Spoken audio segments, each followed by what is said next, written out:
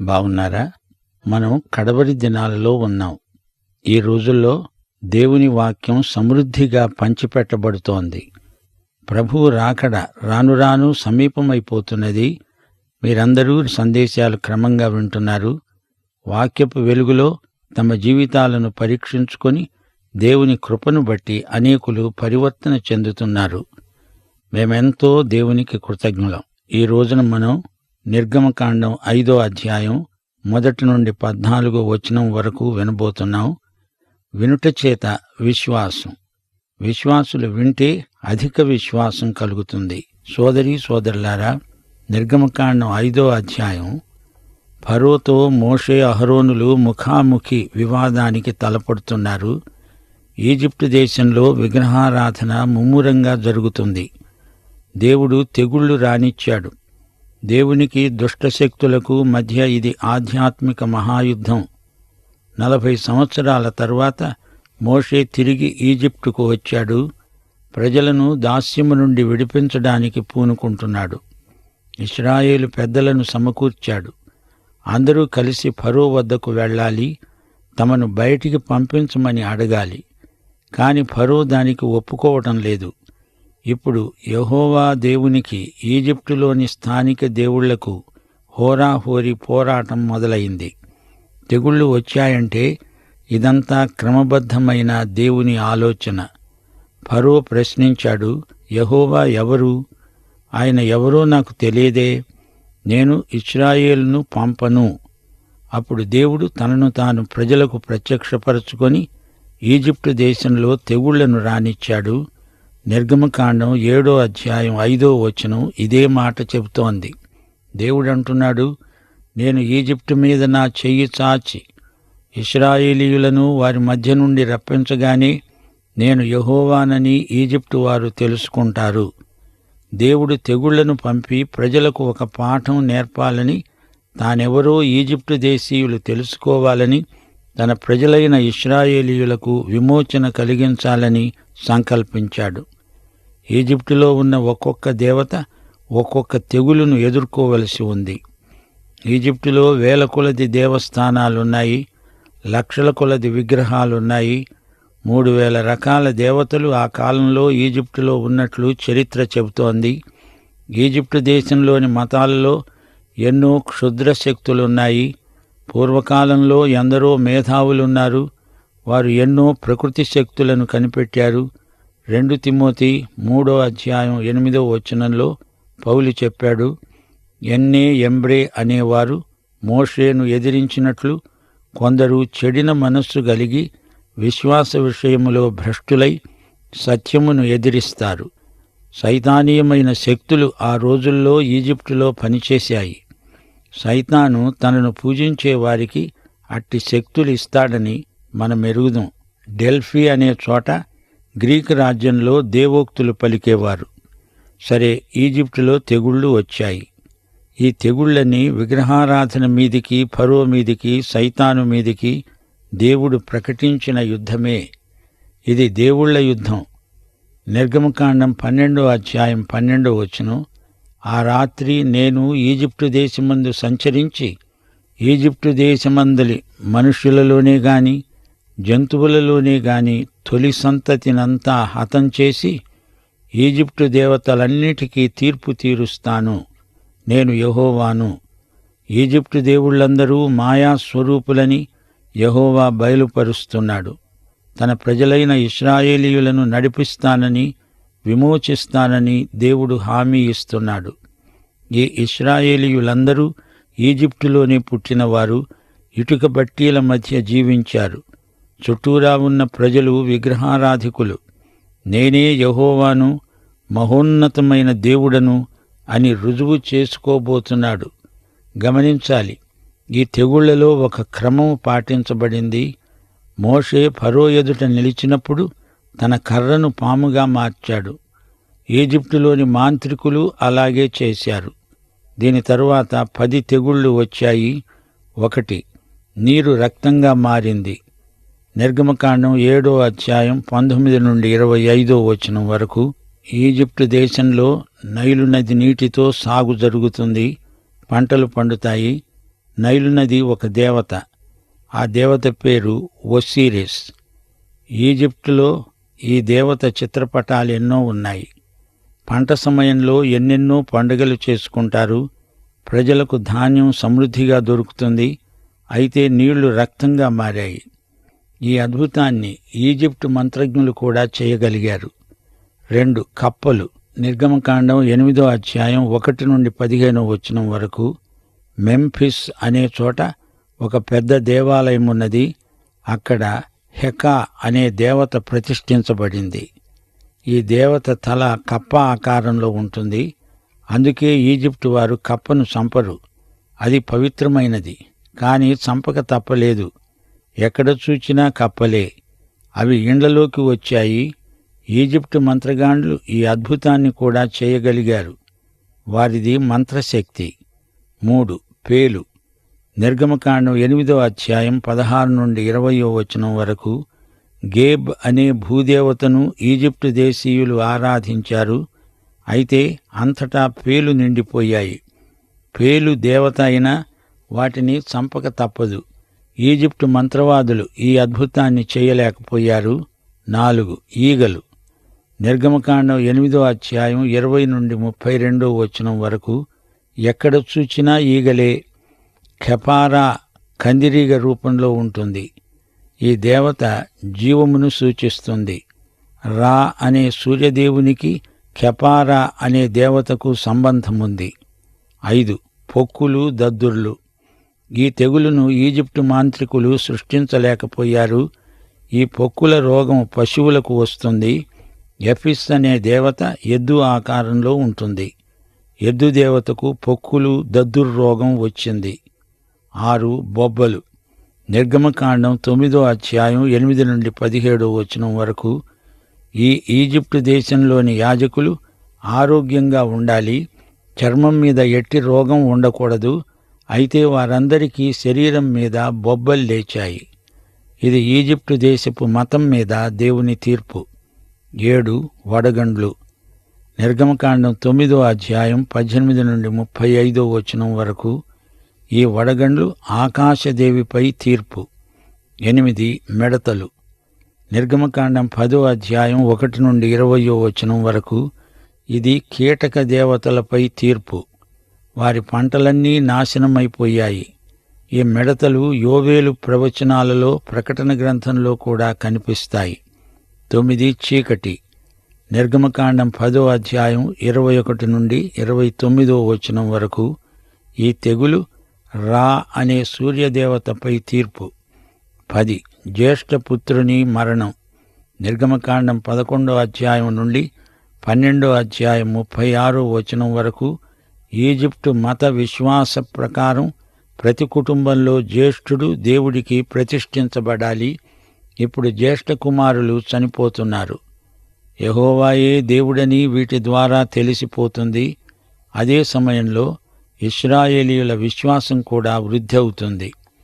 ఈ తెగుళ్లు రావటంలో యెహోవాయే అసలైన దేవుడని, మిగతావన్నీ క్షుద్రశక్తులని రుజువైంది. యెషయా ప్రవచనం ప్రకారం ఈజిప్టులో ఏమాత్రం విగ్రహారాధన ఉండదు. ఈ రోజున ఆ దేశంలో ఒక్క విగ్రహం కూడా కనపడదు. యెషయా ప్రవచనం ఈ విధంగా నెరవేరింది. ఇప్పుడు నిర్గమకాండం 5వ అధ్యాయం 1 నుండి వినండి. తరువాత మోషే అహరోనులు వచ్చి ఫరోను చూచి అన్నారు, ఇశ్రాయేలీయుల దేవుడైన యెహోవా అరణ్యములో తనకు ఉత్సవం చేయడానికి తన జనమును పోనిమ్మని ఆజ్ఞాపిస్తున్నాడు. దేవునికి ఉత్సవం చేస్తామంటున్నారు. పూర్తి ప్రణాళిక వీరు ఫరోకు చెప్పటం లేదు. అరణ్యం వరకు వెళుతాము, మా దేవుణ్ణి ఆరాధించుకుంటాము అంటున్నారు.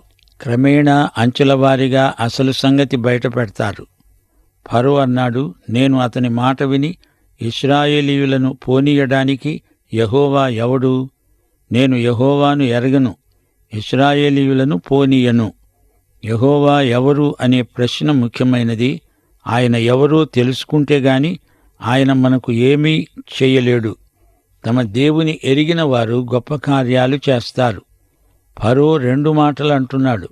నాకు యెహోవా ఎవరో తెలియదు, నేను ఇశ్రాయేలీయులను వెళ్ళనియ్యను. అవును, త్వరలోనే యెహోవా ఎవరో ఫరో తెలుసుకుంటాడు. అప్పుడు ఇశ్రాయేలీయులను వెళ్ళనిస్తాడు. వారన్నారు, హీబ్రూ వారి దేవుడు మమ్మును కలుసుకున్నాడు. సెలవైతే మేము అరణ్యంలోనికి 3 దినముల ప్రయాణమంత దూరం పోయి మా దేవుడైన యెహోవాకు బలి అర్పిస్తాము. లేని ఎడల ఆయన మా మీద తెగులుతో ఖడ్గముతో పడతాడేమో. మనము దేవుణ్ణి ఆరాధించాలి, లేకపోతే ముప్పు వాటిల్లుతుంది. ఆరాధించని దేవుని ప్రజలకు తీర్పు తప్పదు. ఈజిప్టు రాజు అన్నాడు, మోషే, అహరోను, ఈ జనులు తమ పనులు చేసుకోకుండా మీరెందుకు ఆపుతున్నారు? మీ బరువులు మోసుకోండి, పోండి. సోదరీ సోదరులారా, గమనించారా? మోషే ప్రజలందరితో అంతకుముందు బహిరంగంగా మాట్లాడాడు. ప్రజానాడి తెలుసుకున్నాడు. అందరూ వెళ్ళిపోతామంటున్నారు. ఫరో ఇది పసికట్టాడు. పోండి, మీరంతా ఇటుక బట్టీల వద్ద బరువులు మొయ్యాలి. అనవసరంగా పనికి నష్టం కలిగించవద్దు. అందుకే ఫరో వారికి ఎక్కువ పని పెడుతున్నాడు. ఆ దినమున ఫరో ప్రజలపై ఉన్న కార్యనియామకులకు, వారి నాయకులకు ఆజ్ఞాపించాడు, ఇటుకలు చేయడానికి మీరు ఇక మీదట ఈ జనులకు గడ్డి ఇవ్వకూడదు. వారు వెళ్ళి తామే గడ్డి కూర్చుకోవాలి.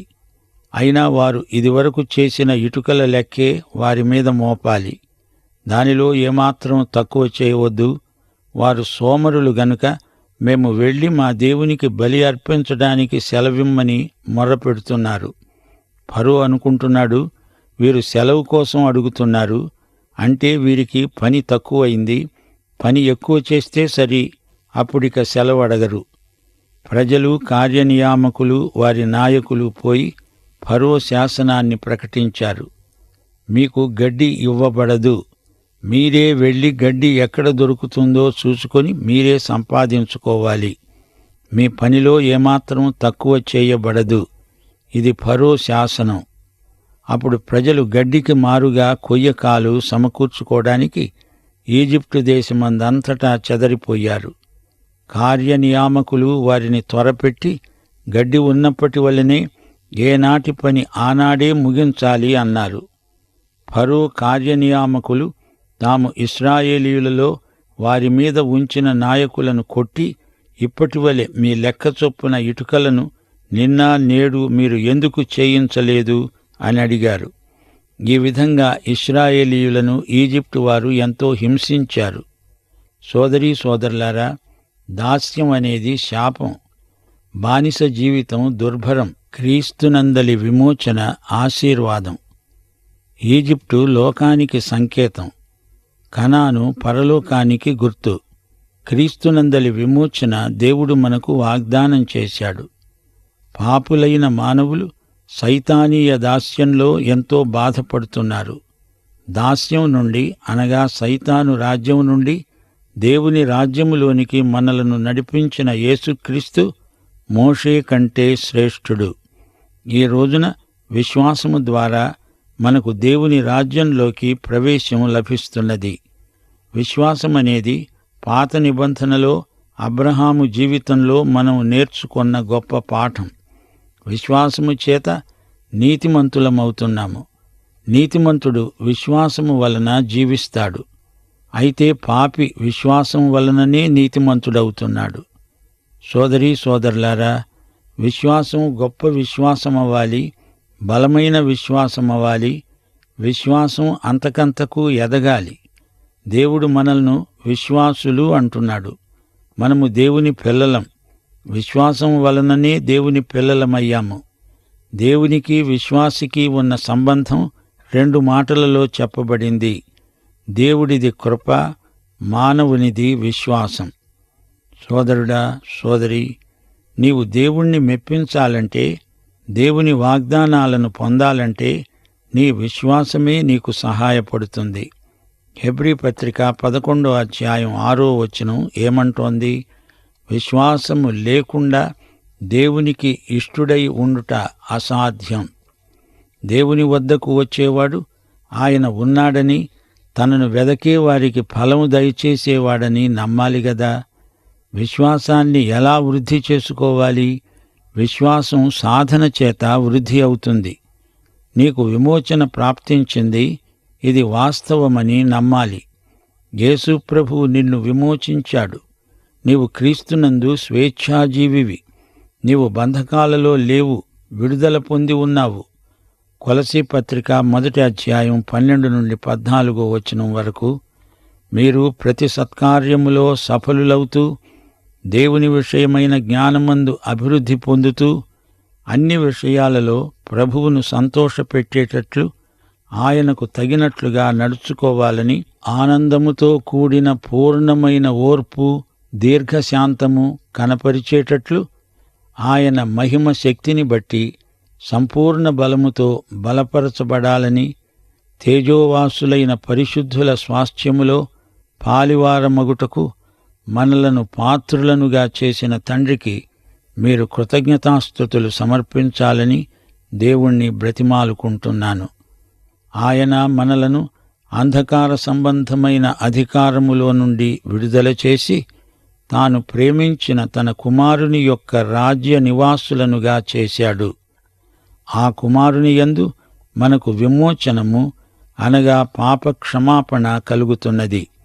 పరలోక స్వాస్థ్యం అనుభవించడానికి తేజోవాసులమై పరమకానానులో సదాకాలం జీవించటానికి దేవుడు మనకిచ్చిన కృపల కొరకు ఆయనకు కృతజ్ఞతాస్తుతులు సమర్పిస్తున్నాం.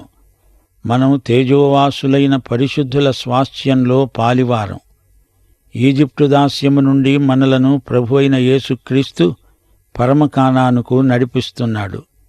ఈ గొప్ప భాగ్యాన్ని మనం ఇప్పుడే అనుభవిస్తున్నట్లు ఆనందించాలి. దేవునికి కృతజ్ఞతలు చెప్పుకోవాలి. చీకటి నుండి మనలను విమోచించిన ఆధ్యాత్మిక మోషే యేసు ప్రభువే.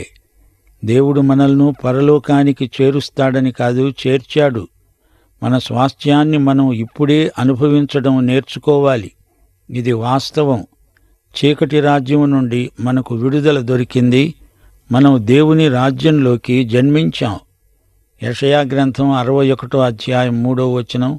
సీయోనులో దుఃఖించే వారికి ఉల్లాస వస్త్రాలు ధరింపచేయడానికి, బూడిదకు ప్రతిగా పూదండను, దుఃఖానికి ప్రతిగా ఆనంద తైలమును, భారభరితమైన ఆత్మకు ప్రతిగా స్తుతి వస్త్రమును వారికిచ్చుటకు అనగా మనకివ్వడానికి దేవుడు యేసుక్రీస్తును పంపాడు. మోషే ఈజిప్టుకు వెళ్లి తన ప్రజలను బయటికి నడిపించినట్లు యేసుక్రీస్తు ఈ లోకానికి వచ్చి మనలను రక్షించి పరలోకానికి నడిపించాడు. అందుకే మా శ్రోతలకు హెచ్చరిక చేస్తున్నాము. ఫిలిప్పీ 4వ అధ్యాయం 4వ వచనం. ఎల్లప్పుడూ ప్రభువునందు ఆనందించండి. మరలా చెప్తున్నాను, ఆనందించండి. మీ సహనము లేక మృదుత్వము సకల జనులకు తెలియబడనియ్యండి. ప్రభువు సమీపముగా ఉన్నాడు. 1 తెస్సలోని పత్రిక 5వ అధ్యాయం 16వ వచనం. ప్రతి విషయమందు కృతజ్ఞతాస్తుతులు సమర్పించండి. ఈలాగు చేయడం యేసుక్రీస్తునందు మీ విషయములో దేవుని చిత్తం. జ్ఞానము, కనికరము, ఆనందము మనలో ఎప్పటికప్పుడే ఉత్పత్తి కావాలి. భవిష్యత్తులో ఏముందో మనకు తెలియదు గాని భవిష్యత్తు ప్రభువు చేతుల్లో ఉంది. విశ్వాస జీవితము అంటే అదే. ఇశ్రాయేలీయులు అల్ప విశ్వాసము చేత ఆనందించలేకపోయారు. సోదరా, సోదరి, నీ జీవితంలో మిగతా విభాగానికి ఈ రోజే క్రొత్త రోజు. మహోజ్వలమైన భవిష్యత్తు మన కోసం పదిలమై ఉంది. ముగింపులో 145వ కీర్తన 10 నుండి 21వ వచనం వరకు మా శ్రోతల దృష్టికి తెస్తాము.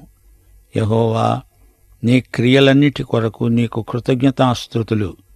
నీ భక్తులు నిన్ను సన్నుతిస్తారు. ఆయన రాజ్యం మహోన్నత ప్రభావము, ఆయన బలము నరులకు తెలియచేయడానికి నీ భక్తులు నీ రాజ్య ప్రభావాన్ని గూర్చి చెప్పుకుంటారు. నీ శౌర్యమును గూర్చి పలుకుతారు. నీ రాజ్యము శాశ్వత రాజ్యం. నీ రాజ్య పరిపాలన తరతరాలకు నిలుస్తుంది. యెహోవా తన మార్గములన్నింటిలో నీతిగలవాడు. నా నోరు యెహోవాను స్తోత్రం చేస్తుంది. శరీరులంతా ఆయన పరిశుద్ధ నామమును సన్నుతించెదరుగాక. పాఠం ఇంతటితో సమాప్తం. మన ప్రభు అయిన యేసుక్రీస్తు వారి దివ్యకృప, తండ్రి అయిన దేవుని పరమప్రేమ, పరిశుద్ధాత్మ యొక్క అన్యోన్య సహవాసము మనకందరికీ నిత్యత్వము పర్యంతము తోడై ఉండునుగాక. ఆమేన్.